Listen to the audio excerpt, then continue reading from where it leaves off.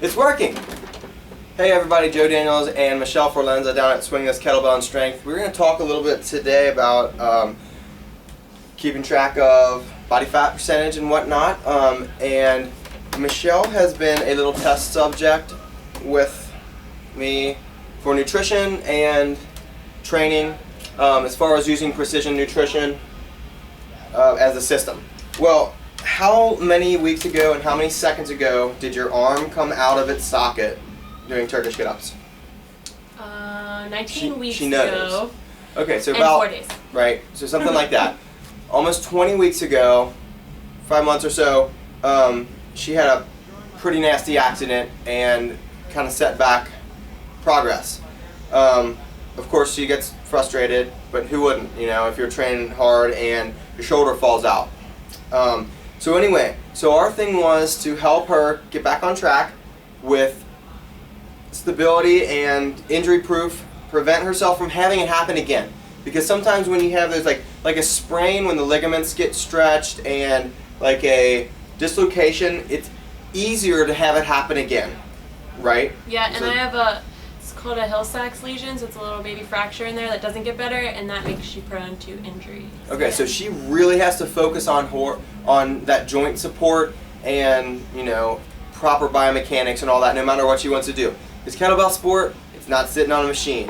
Powerlifting, it's not sitting on a machine. We gotta really focus on our biomechanics. Anyway, so in the last 6 weeks, has it been 6 weeks? 6. Wow, it's been a long time.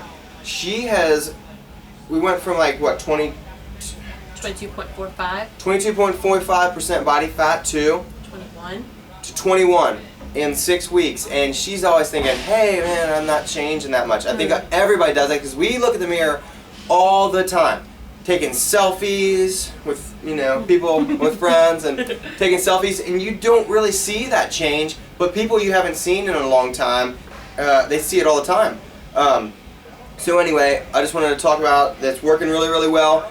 We found macronutrient ratios that she needs, and she's made several different meal plans, 7 different meals basically, pre-workout, post-workout, anytime meals that she can just have a go-to, whether it's in a bag or it's stop here. She knows what it is. It's already taken care of.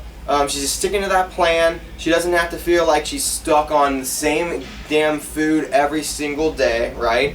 And, you know, meals going out and eating at Amerasia or Riverside or fun places where people before were like, I can't eat there. I'm going to have, you know, I'll be 40 pounds heavier. It's working. Her mobility is getting better from doing much better, like a lot more work, mobility work. She's helping people that have had similar thoughts about training, you know, as far as like, my shoulder hurts, I don't know about kettlebells, right? We just had a couple testimonials from roller derby girls that had hurt their shoulders. I mean, said they loved how Michelle took care of them and, you know, kind of felt like she was really working with them. Well, yeah, of course, she's been through it. So that really, really helps.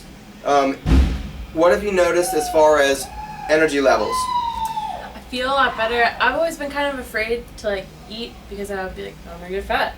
But when I started to eat more, I went from eating like 12 or 1,300 calories a day to like 1,800 or 1,900 calories Way a day. under eating. We're actually going to try to raise that up even more, as much as she does.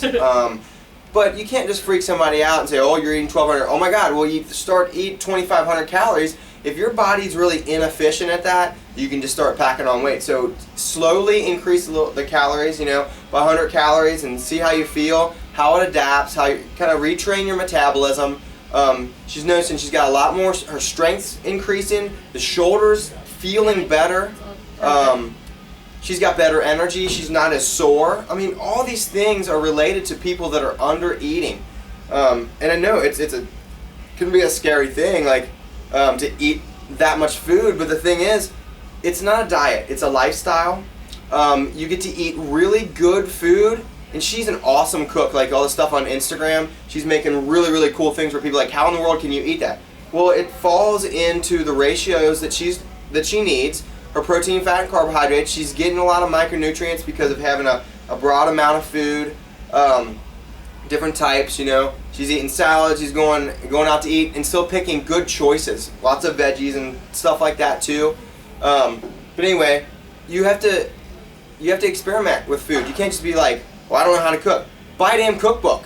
Just put stuff in. Especially like what I learned is I've always eaten really clean, but I just kind of got bored because I was like, I'm just gonna eat this chicken and rice. But you don't have to just eat chicken and rice. Like as long as it fits the macros that I am assigned to, then there's endless possibilities. Like the other day I mixed zucchini and egg whites, and I would have never thought to do that. I put cinnamon and some sugar-free syrup, and it was like. See, that sounds crazy to me. I would have never thought of it too, but I do like sweet on my eggs, so like. It's good. It is pretty good. Comes out like oatmeal. Eggs are in cakes, people. Don't be afraid of the egg. Don't be afraid of eggs. There's so many different things you can do. It's the same thing. Learn what different spices do. Go to a place that already has pre-made, pre-packaged spices like Colonel D's in Findlay Market and buy some. You don't have to pair 13 spices together. They did it for you already. It says this is Caribbean jerk. Throw it on your chicken. This is whatever. Throw it on your chicken. Anyway, anything else as far as how the nutrition's working? I just feel a lot better. Before, I was always kind of on edge and really tired, and I just taking too much pre-workouts. But now I don't really need as much because I have energy from calories. The foods that I'm eating, and I don't feel as lethargic. I wake up, I'm ready to go, and my hair looks even better. Healthy fats. Healthy fats. Healthy fats. The hair, yeah. Good for your hair. But anyway, so Michelle making big progress in 6 weeks, and we're looking to see how it keeps going and how she can, help and keep passing on that information to other members and clients that she trains at Swing.